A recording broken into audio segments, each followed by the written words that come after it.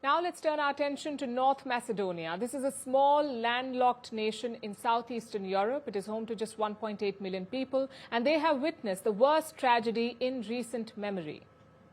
A fire at a nightclub has killed at least 59 people. This is the biggest loss of life in the country since the early 1990s. More than 150 people have been injured, suffering from extensive burns and carbon monoxide poisoning. So how did this tragedy unfold? And who is at fault? Our next report tells you. 1,500 clubgoers crammed into a nightclub in the eastern town of Kočani in North Macedonia, enjoying a concert by the popular hip-hop duo DNK. Then, around 2:30 a.m., pyrotechnic devices on the stage went off. Sparks hit the ceiling made of highly flammable material.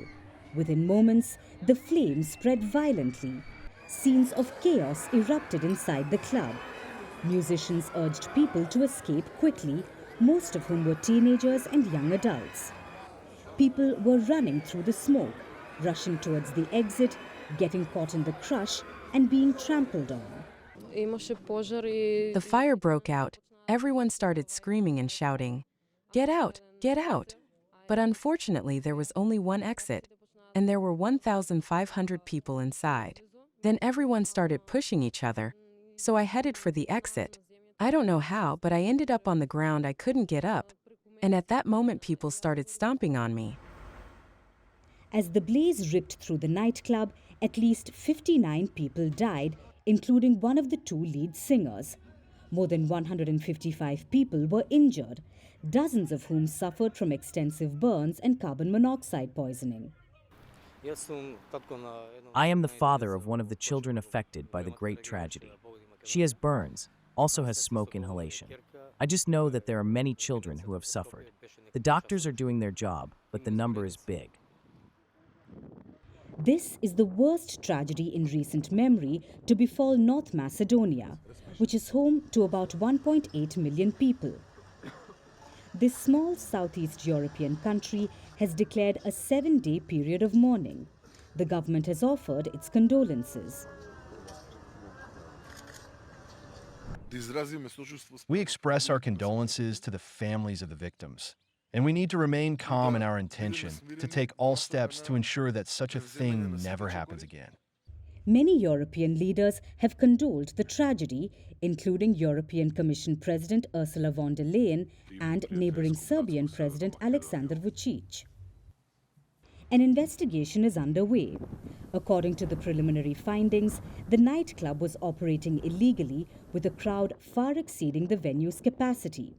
The nightclub had a falsified license issued in March 2024 for a bribe. Therefore, everything that's happening and will happen must have criminal responsibility for every last one involved, regardless of who they are, from which institution, from what level, from which party and profession, and so on, up to the very last one. Police have detained 15 people for questioning under the suspicion of bribery and corruption. After all, the club was previously a carpet warehouse. It didn't have a license to operate. The building had only one exit, which fueled the stampede, and the fire extinguishing system had faults. The government has been quick to respond with a probe. The seriously injured are receiving treatment in specialist clinics across Europe, in Bulgaria, Greece, Serbia, and Turkey. But the anger among the people is palpable.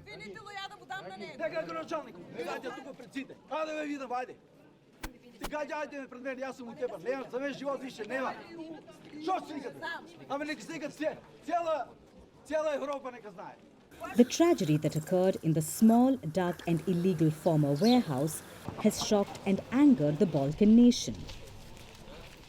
And it will take the government a lot more than a few words of condolences to escape the consequences of this deadly inferno.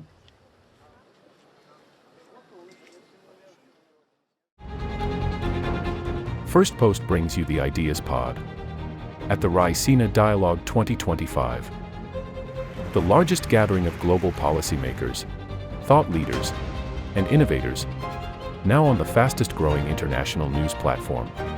Big ideas, big debates, big impact. Only at the Ideas Pod. Firstpost gives you front row access to the conversations that matter most. The Ideas Pod. Raisina Dialogue 2025 on Firstpost. From March 17th to March 19th.